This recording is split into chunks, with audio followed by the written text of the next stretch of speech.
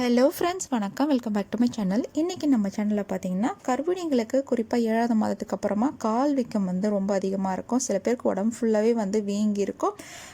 அமுக்கி பார்த்தா கூட அந்த அடையாளங்கள் இருக்குங்க. இது எதனால் ஏற்படுது, இதை எப்படி சமாளிக்கிறது, இது பயப்பட வேண்டிய ஒரு விஷயமா இல்லை பிரச்சனை இல்லையா அப்படின்றத டீட்டெயிலாக பார்க்கலாம் வாங்க. எல்லாருக்குமே இந்த பிரச்சனை வராதுங்க, ஆனால் சில பேருக்கு கண்டிப்பாக வரும். அவங்கெல்லாம் இந்த டிப்ஸை ஃபாலோ பண்ணுங்கள், ரொம்ப பயனுள்ளதாக இருக்கும். சரி வாங்க, இப்போ கால் வீக்கம் எதனால் வருதுன்னு பார்த்துடலாம். குழந்தையின் எடை அதிகரிக்கும் போது அது அடி வயிற்றில் இருக்கிற ஒரு ரத்த நாளத்தை அழுத்துங்க. அதனால தான் நம்ம கால் வீக்கம் வர்றது. அந்த ரத்த நாளத்தோட பேர் பார்த்தீங்கன்னா இன்ஃபெரர் வீனா காவா அப்படின்னு சொல்லுவோம். அதாவது தமிழில் பார்த்தீங்கன்னா கீழ் பெருநாளம் சொல்லுவோம். இது ரொம்ப பெரிய ஒரு ரத்த நாளங்க. இந்த ரத்த நாளம் தான் ரொம்ப நம்ம உடம்புலேயே ஒரு மிக லார்ஜஸ்ட் வெயின்னு சொல்லலாங்க. 2 இருக்குங்க. ஒன்று இன்ஃபீரியர் வீனாக்காவா, இன்னொன்று போஸ்டீரியர் வீனாக்காவா. இப்போ நம்ம பார்க்க போகிறது பார்த்தீங்கன்னா இன்ஃபீரியர் வீனாக்காவா.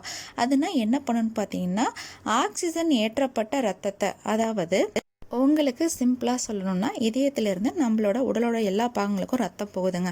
அந்த ரத்தத்தில் ஆக்சிஜனும் சேர்ந்து போகும். கீழே போகிற ரத்தத்தை, அதாவது கால் பகுதிகளுக்கெல்லாம் போகிற ரத்தம் இருக்கு இல்லையா, அதுலேருந்து ஆக்சிஜனை நம்ம டிஷ்யூஸ் எடுத்துக்கும். மீதி ஆக்சிஜன் எடுக்கப்பட்ட அந்த ரத்தம் திரும்ப ஹார்ட்டுக்கு போகணும் இல்லையா, அந்த ஆக்சிஜன் எடுத்துக்கொள்ளப்பட்ட ரத்தத்தை, அதாவது ஆக்சிஜன் இல்லாத ரத்தத்தை திரும்பவும் ஹார்ட்டுக்கு கொண்டுட்டு போகிற வேலையை பார்க்குறது தான் இன்ஃபீரியர் வீனா காவா. இந்த ரத்தம் பார்த்திங்கன்னா நல்ல டார்க் கலரில் இருக்குங்க. இந்த ரத்தத்தை மேலே கொண்டுட்டு போகணும். சிம்பிளாக சொன்னால் காலிலிருந்து மேலே மறுபடியும் இதயத்துக்கு கொண்டு போகிறதாங்க இந்த வெயின். இப்போ உங்களுக்கு தெளிவாக புரிஞ்சிருக்குங்க. அந்த ரத்த நாளத்தை நம்ம குழந்தையோட எடை அமுக்கும் பொழுது அதிலிருந்து, அதாவது கீழ்ப்பகுதியிலேருந்து ரத்தம், ஆக்சிஜன் எடுக்கப்பட்ட ரத்தம் மேலே போகணும் இதயத்துக்கு. அப்படி போகாமல் இந்த ரத்த நாளத்தை நம்மளோட குழந்தையின் எடை அமுக்குங்க. அதனால் என்ன ஆகும்னா, ரத்தம் சரியாக மேலே எடுத்துகிட்டு போக முடியாது. ரத்தம் நம்ம கால்லேயே தேங்க ஆரம்பிச்சிடும். இதனால தான் வீக்கம் வர்றது.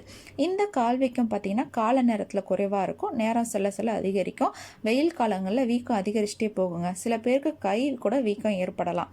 இப்போ உங்களுக்கு தெளிவாக புரிஞ்சிருக்கும் எதனால் கர்ப்ப காலத்தில் கால் வீக்கம் ஏற்படுதுன்னு. நம்ம பயப்பட தேவையில்லை. இது நார்மல் தான். ஓகேவா? சரி, ஓகே. உங்களுக்கு கால் வீக்கம் வந்துடுச்சு, இதை எப்படி சமாளிக்கலான்னு பார்த்தீங்கன்னா ஒரு 10 பாயிண்ட் இருக்குங்க. அதை ஃபாலோ பண்ணுங்கள். முதல் பாயிண்ட் பார்த்தீங்கன்னா, வீக்கம் அதிகமாக இருந்துச்சு அப்படின்னா நம்மளோட செப்பல் சைஸ் இருக்கியா, அதை பெருசாக வாங்கி யூஸ் பண்ணுங்கள். உண்மையாகவே எனக்கு இது நடந்துச்சு. என்னோடய ஃபஸ்ட்டு பாப்பாவுக்கு பார்த்தீங்கன்னா நான் 12 சைஸ்லாம் போட்டிருக்கேங்க. என்னோடய சைஸ் பார்த்தீங்கன்னா 9, ஆனால் நான் 12 போட்டேன். அவ்வளோ பெருசாக எனக்கு கால் வீங்கிடுச்சு.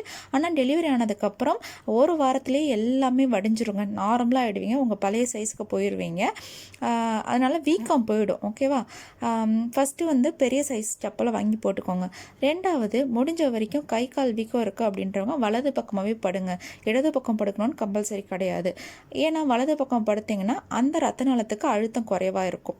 3வது, உங்கள் காலை கொஞ்சம் உயர்த்தி வைக்க ட்ரை பண்ணுங்கள். ஏதாவது பில்லோ வச்சு மேலே வச்சுக்க ட்ரை பண்ணுங்கள். இல்லைனா பெஸ்ட்டு ஸ்லீப்பிங் பொசிஷன் உங்களுக்கு தெரிஞ்சிருக்கும். உங்களோட காலை முட்டியை மடக்கிட்டு 2 முட்டிக்கு நடுவில் ஒரு பில்லோ வச்சுக்கலாம். அப்படி பண்ணும்பொழுது நல்ல நிம்மதியான தூக்கம் வரும். வயிற்றுக்கும் ஒரு சப்போர்ட்டுக்கு பில்லோ வச்சுக்கோங்க. அந்த மாதிரி தூங்கினீங்கனாலும் கொஞ்சம் ரிலாக்ஸாக இருக்கும்.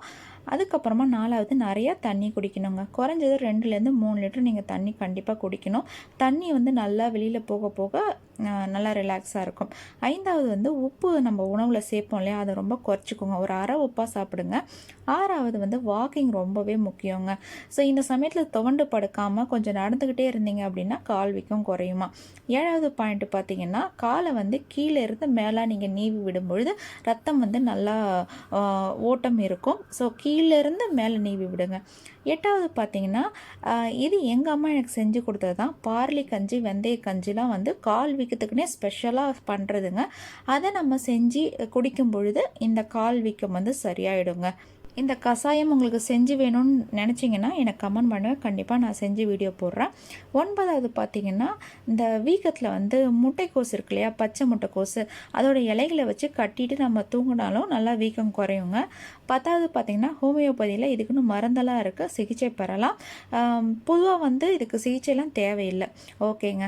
இப்போ உங்களுக்கு பிரச்சனை வந்துச்சுன்னா இப்படி சமாளிச்சிடலாம். சரி, ஓகே ஃப்ரெண்ட்ஸ், இது வரைக்கும் கால் வீக்கம் எதனால் வருது, எப்படி சமாளிக்கிறதுன்னு பார்த்துட்டோம்.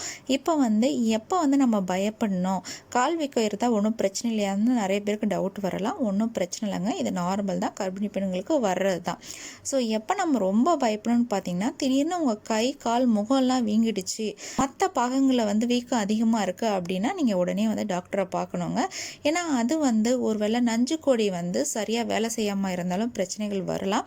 அப்படி உடல் ஃபுல்லாகவே வீங்கிருச்சு அப்படின்னா நீங்கள் உடனே டாக்டரை பார்த்துடணும். மற்றபடி கால் வீக்கம் இருக்குது அப்படின்னா கவலைப்பட வேண்டாம். அதுவும் நம்ம கஷாயம் செஞ்சு குடிச்சிங்க அப்படின்னா அதிலேருந்து விடுபடலாம். கண்டிப்பாக பார்லி கஞ்செலாம் நான் குடிச்சிருக்கேன். என்னோடய சொந்த அனுபவத்தில் எனக்கு நல்லாவே வந்து கால் வீக்கம் குறைஞ்சிருக்கு.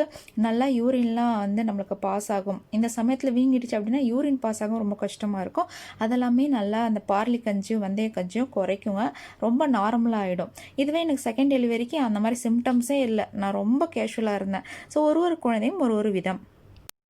அதனால் நீங்கள் கால் வீக்கத்தை பற்றி பயப்பட தேவையில்லை. டெலிவரி ஆனதுக்கொடனே தானாகவே வந்து கால் வீக்கம் போயிடும், எல்லாமே சரியாயிடும். வித்தின் 1 வீக்ஸில் நீங்கள் நார்மல் ஆகிடுங்க. ஓகேவா?